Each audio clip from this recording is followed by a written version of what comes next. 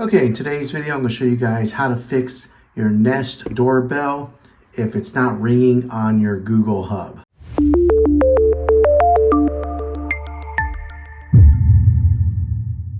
Okay, so I got a Google Hub right here, and my Nest Doorbell, when people were ringing it, it was not going to that hub.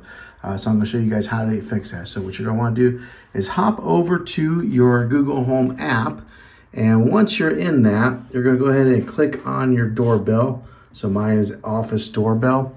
Then from there, you're going to go ahead and click on the very top right, those three dots right there. Go ahead and click on that. And then you're going to go to settings.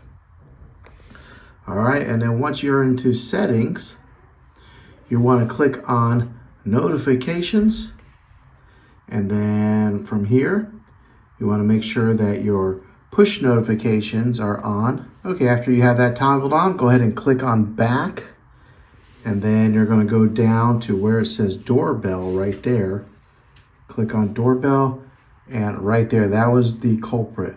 I did not have that checked, and therefore my notifications were not going to my Google Hub.